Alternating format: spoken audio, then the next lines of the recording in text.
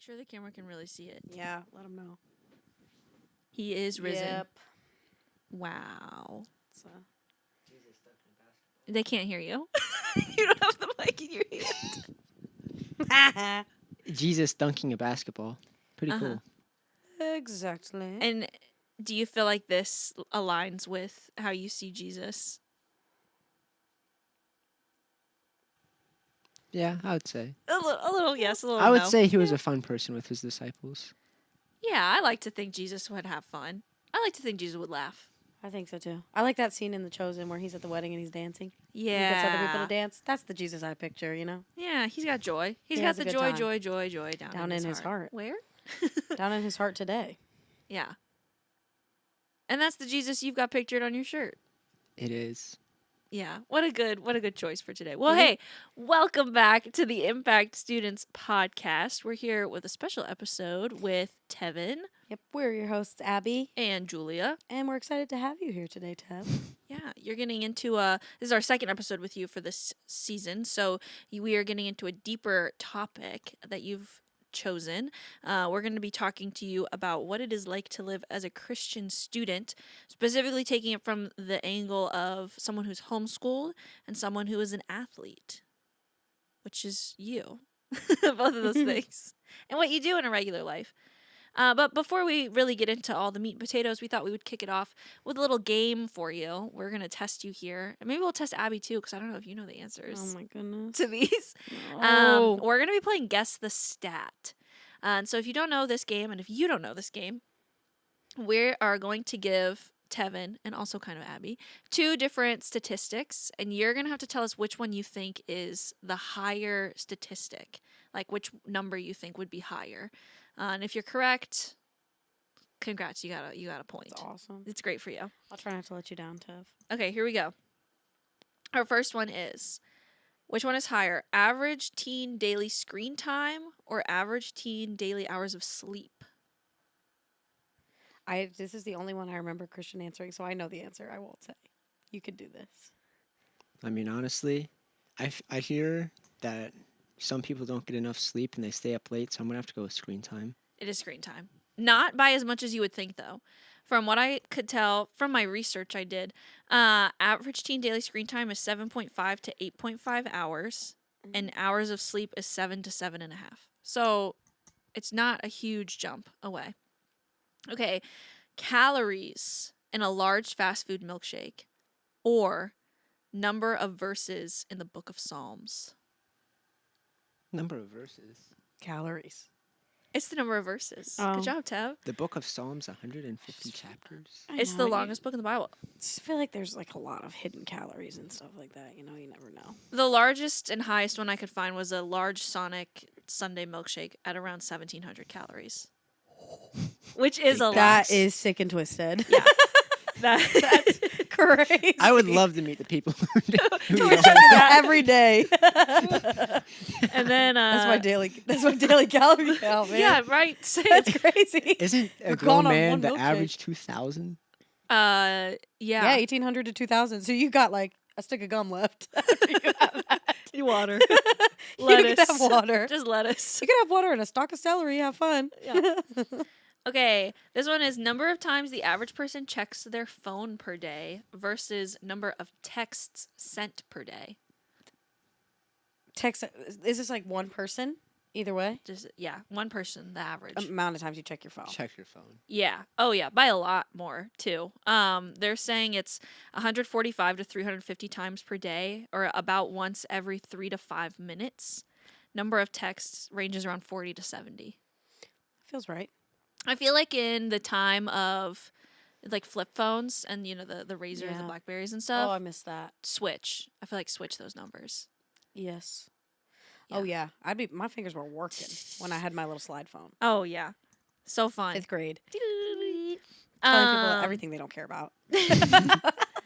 Here we go. This is we've got some basketball ones for you. Cost of the average pair of basketball shoes versus the cost of the average textbook. We're talking like college textbook. Basketball shoes.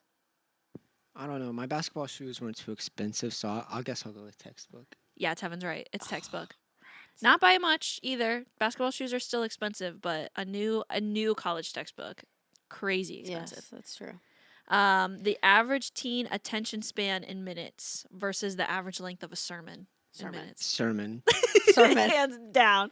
If we were just to average I know the my length, attention span is not. if we were just to average the length of the sermons that we have on Sunday morning, Yes. no matter who's speaking, it's gonna be sermon. That's true. Yeah, the average teen attention span is 15 to 30 minutes. That's Sermon longer than I is thought. Longer than I thought. 20 That's to longer 45. than I thought. It is longer than you'd think.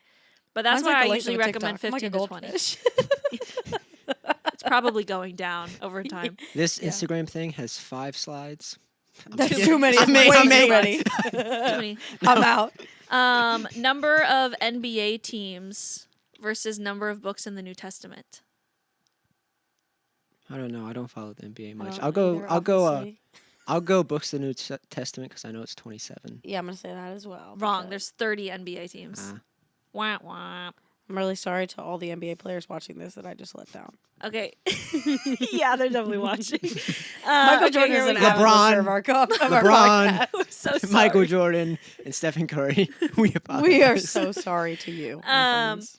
Number of chapters in the book of Proverbs versus the number of push-ups you can do in one sitting. Book of Me Proverbs. or the Come average on person? now. You. Okay, so the Book of Proverbs has said 31, me and or the I average could do person. more. I could do more push-ups than 31. How many can you do in one sitting? My highest I've ever been able to do on one sitting was 65. What the heck? The older Pastor Clay challenged me for $5, so I had to do it. Right. The only book of the Bible that I could like maybe do as many push-ups as chapters is Jonah. 3rd John. Philemon.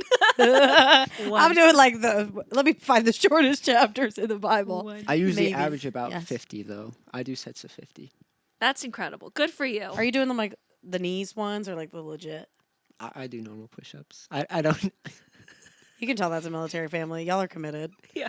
I couldn't even in school. I was like, okay, when they did like the push-up test, if the gym teacher turned around, you better believe I was taking a break. That's me, but with the sit-up test. Yeah, you better believe I was like, don't turn back around, don't turn back Don't around. look at me. Oh, man. Well, good job. I feel like you got most of those. Yeah. I wasn't keeping score. If you were, you can let us know how many Tevin got right. That was really good, Tev. But let's go ahead and get into things. So let's just start with this. What does a typical day look like for you? Okay, so I wake up at about 5. Sorry, that's so Yeah. early. I know he's been determined to this past year, and it still shocks me. Yeah, that you do Tevin is this every very day. dedicated. I have a protein shake. I go downstairs for a workout. I come back up. I take a shower. I eat breakfast. I do my Bible reading. If I don't do it in the morning, I'll do it at night. After that, I'll get started on school. I'll do school till lunchtime. I'll have lunch. You clock into the Layman Academy, Yeah. as we I do- affectionately call it. I do more school. I finish the school day. And then if there's anything I need to do, I usually do that. Like chores and stuff. Yeah. Yeah. But most of the time, if I don't really need to do anything, I'll relax for a little bit. Usually eat dinner, then I'll just relax a bit some more. If I didn't do my Bible reading in the morning, I'll do it before Yeah. bedtime, after dinner, and then I'll chill about for a little bit more, then I'll go to bed at about 10ish. I love the parts where we're talking about relaxing. Yeah. That's my favorite Taking part it of your back. routine. Time to relax.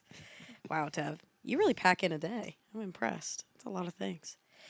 Do you think that being homeschooled has affected or changed what it's like to live out your faith? A little bit. I wouldn't say like it changes anything like how you live by yourself, because, I mean, it doesn't really change. But I would say a little bit, because something you'll hear is like, if you're at your school, you can do this, you can talk to your friends, but you can like tell your classmates to like invite them to church. But I don't have classmates to invite to You church. have Tyler and Tegan. You have siblings. You can tell your classmates, get out of bed, we're going to church. Yeah. Oh. Tyler's in a top bunk now, but when he was in the bottom bunk in the morning, sometimes if he was sleeping in, I'd run into his room and jump in his bed and start shaking him. Get up, get up, get up, get up. Scare him awake. I'm sure he loved that. Yeah, I'm sure that was the But best. I have got him in the top bunk. I came around the bed. But I can still get him at the top. I came around the bed and I put my hand over his face like this, and he started shaking. Good morning, Tyler. I Oh, love man. waking Tyler up. I'll rip the blankets off and everything. I love waking him up. Well, you've also like you go out and do stuff outside of homeschooling. Like you play basketball for a rec Yes. league. And how has basketball and like being a part of that shaped your character and your walk with God? I would say basketball pushes me a little bit harder, especially in like getting up and staying consistent. Because after practicing a game, I am sore in the morning, so it's a little bit harder to get up. And also, I think it's just really good to like build that strength to keep going and like stay consistent. Yeah, that's good. What does because you were talking about how you every day you make time for Jesus, no matter what kind of your day looks like, wherever you can get it in, you're going to get it in. What does your personal time with God really look like right now when you're spending time with Him? Okay, so we're doing the accountability partners, so I'll do that plan. So I'll read that. I'll do the reading, and then after that, there's like a little response section. So I got to say what I've been learning. So I like that because sometimes before I do that, I kind of just like glance over the reading. I learned some stuff, but I won't remember it too well. So this really like makes me say what I'm learning. So that's good. And then for prayer, I have an alarm set before bed, so I'll pray then. And then I'm getting in the habit of just praying whenever I really feel like it. Yeah. We always, Bible says pray without ceasing. We can talk to God at any time. It's open communication. It's like one of the coolest things about the God that we serve. Yeah, so true. And what would you say? Because like, I mean, first of all, you wake up at 5, which I think is God bless you, dude. I could never. But what is like the hardest part about staying consistent in your faith and in your daily reading of scripture? I'd say sometimes at night it's harder because I'm like I want to get to bed because I'm tired. So, and I feel like if once I get in the habit, if I miss it a couple of times, I usually break the habit. So I'd say I really got to do it every day if I want to stay with it. Yeah. Yeah, 100%. And that's how you form habits. You have to stick with stuff, and it's not easy though. You're a very determined guy, which is really awesome. But you seem to be really good at developing habits and sticking to them. So what's like one habit that you've developed that you feel like has made the biggest difference in your growth? I would say reading the Bible in the morning. I like it. I like to do it before the day really starts too much to start off with a good start. Yeah, it's a great way to start your day. To Yeah. set your mind on things above. Yeah. And to be able to grow in that way is like if you're reading it every day, you're going to be studying things that you wouldn't regularly Right. study. And there's we cover a lot on Sundays, but when you're reading it in your own time, you're all going to be able to access so much more than even just what we're able to cover here. So, Yeah. I always think studying the Bible is very important. Um but kind of going back to your life and, when you're at home, when you're at basketball, when you're at church, what does being a Christian student look like when no one else is watching? I'd say it's just like even if nobody's watching, like sticking to that Christian lifestyle. Like, oh, nobody's watching, I can do whatever I want. It's not like that. It's like you got to stay Christ like even when nobody's looking. Yeah. But then how do you handle those days where maybe you don't feel so spiritually motivated? There have been times where I'm like, I'll just do it later and I'll push it back in the evening. There was one time I was like, I'll just do a double day tomorrow. So I did end up doing it. I kind of just like force myself to do it anyway, even if I feel tired. Yeah. Because a lot of, what this is in spiritual discipline, spiritual practices, we don't do it based on our feeling. We do it because we know that ultimately it's for our growth and pushes us closer to Christ. Even if I don't recognize in the moment what it's doing for me, it is feeding my soul and my spiritual well, quote unquote, in a way that is going to benefit you for years to come. That's awesome, Tev. Yeah. What do you think is one maybe sort of like lie that students believe when it comes to living a Christian life? I would say a big lie they believe is that it's like a steady upward path. Like once you Mm, get into it, like you only keep going up. And yeah. a good way to put the faith journey is a roller coaster. You go up, you go down, there's loopy loops. You really go all around.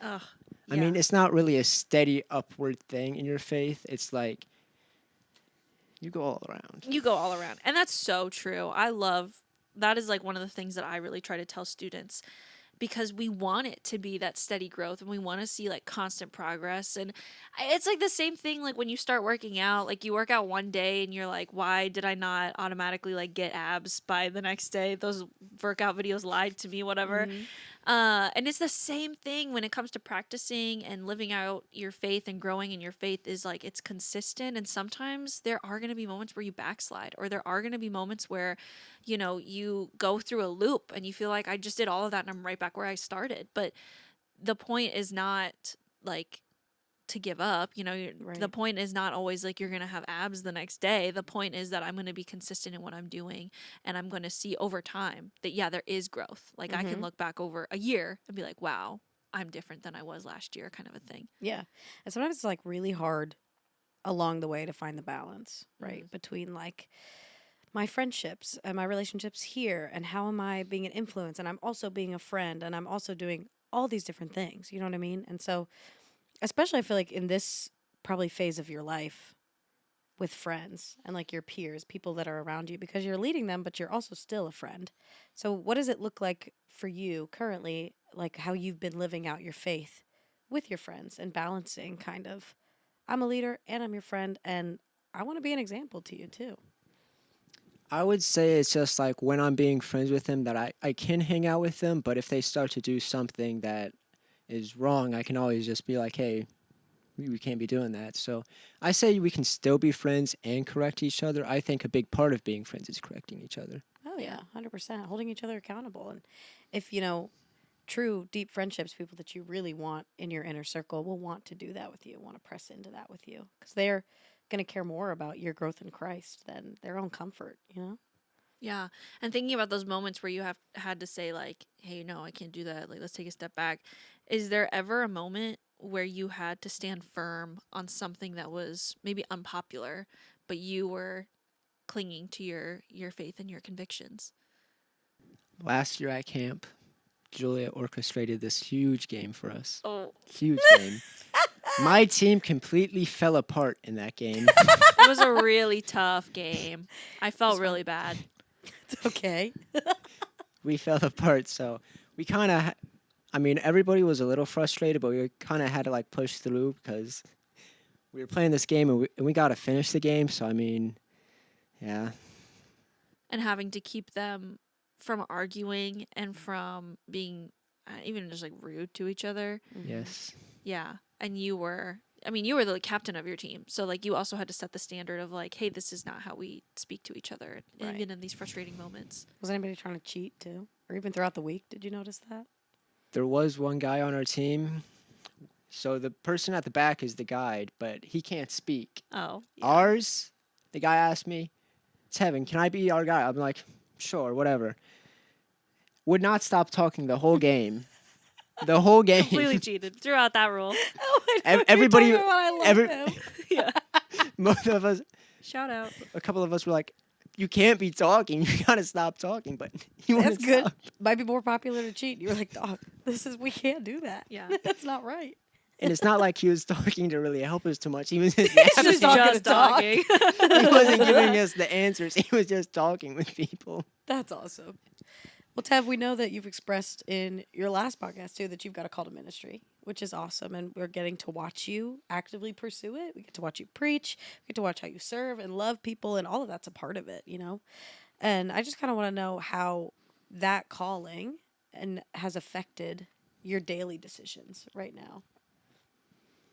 I would say it affects me. Like I try harder to like understand what I'm reading, and I try harder to stay consistent with it. And I also look for opportunities to like advance that path. Yeah. Like whenever I hear about an opportunity, I'm like, yeah, That's awesome. Yeah, because you're about to go to an event in Tennessee Yes. where you get the opportunity to preach and possibly earn scholarships and things. And I love that you're actively pursuing what the Lord has placed on your heart. Yeah, and you're going to be our NYI speaker at Oh, a convention yeah. this year, at camp this Yes. year, which is really exciting. That's going to be awesome. Thinking of your call too, because I mean, I was a teen who had a call to ministry, and so I'm just curious: have you ever felt unqualified or even unsure about your call? Um, Sometimes I feel like, wow, it's me because I'm not gonna lie, I've never really liked public speaking too much. It's always been a little difficult, but I mean, one thing is, I read this story recently in the plan. Moses, one of the first excuses he gives is, "I'm not a good speaker." God Yeah, says, "All right, you're still going to Egypt, buddy." yeah. I love that scene at the burning bush where Moses is giving just one excuse after another of like why I can't do this and I'm not qualified to lead these people, and God just consistently is like, almost like don't care, didn't ask. Like, Mm-hmm. I don't care that you're not qualified. I called you and I'm going to make you qualified. And that is so true. We see that all throughout scripture. We see that all throughout history. Like, that is what God does is he takes the person, he takes us when we would say, I wouldn't even pick me, but God chooses us and brings that out of us. Mm-hmm. Yeah. It's awesome how wonderfully patient he is with us too. You know, he's called you so early and you get to have all of these formative years like growing with him and learning with him before ministry ever even becomes your job, you know, that you still already are actively pursuing it before it's your vocation. And what do you feel like the Lord has been really shaping in you during this time where he's called you and you're getting to walk this out, but before it's the job that you're going to do as well? I think he's just like building my skills at it. Like, there's a lot of people that I get to talk to and meet with that help build my skills. Mm-hmm. Yeah, that's awesome. And we're getting to watch firsthand Yeah. and be a part of it, which is really cool for us too. Yeah. Thinking further, and how, you know, you're a student, you're a teen, you're a high school guy, what are some things that you do, or how do you even guard your heart in your life? And maybe we'll take a Mm. moment, like, what does that mean to you to guard your heart? I would say it's just like avoiding temptation and staying consistent with God. Okay. And so as a student, you know, people are going to hear that and be like, how the heck do I do that? So how do you do that? Whenever I feel tempted, I like to pray like, "Hey God, I'm feeling tempted right now. Like, help me with it, not to fall into that sin." So yes, that's one way, and also another is like if something like, let's say it's an app that you're on, like if that's causing you to sin, I'd say get rid of the app. Mm-hmm. Yeah, just cut it out. Yeah. I hear you saying even stopping it before it even starts.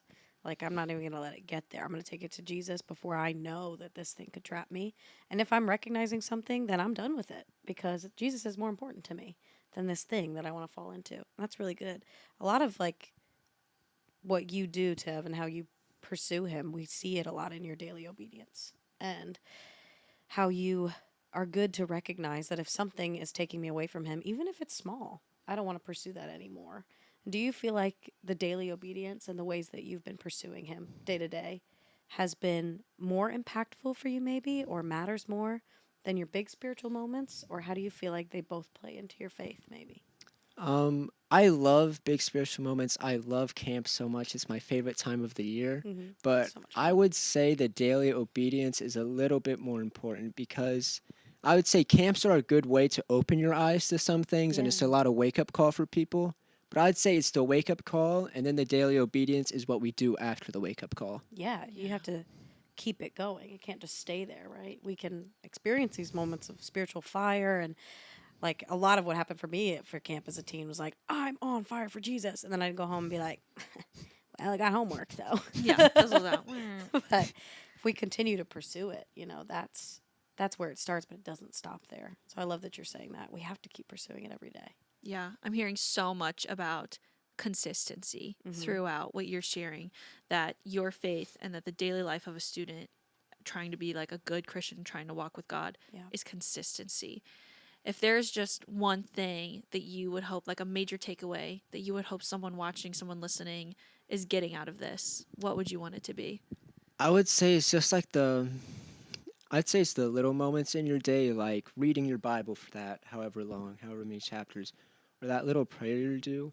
And I would say a great way to build that is accountability partners because I'm going to be honest, I fell out of daily Bible reading for a little bit. I did it really consistently for a few months last year, fell out of it for a little bit, but I'd say the accountability partners really brought me back to it. And I think it's just such a great way. Mm-hmm. Yes. And then you also get to share what you're learning together. Mm-hmm. Yes, because sometimes I'll point out something, and then my accountability partner in radio will point out something else, and we'll be like, yeah, that's great, but here's what I found. And I think we can learn so much more when we read it together with people. Yeah. So true. And we know the consistency that you are even talking about too. We know that there's fruit of it because Meridia says, like, if I start to feel like I'm not going to get it one day, I get that text from Tevin and he tells me we got to do it. Log in. Yeah. Yeah. Well, thank you again, Tevin, so much for joining us. And thank you for listening and watching.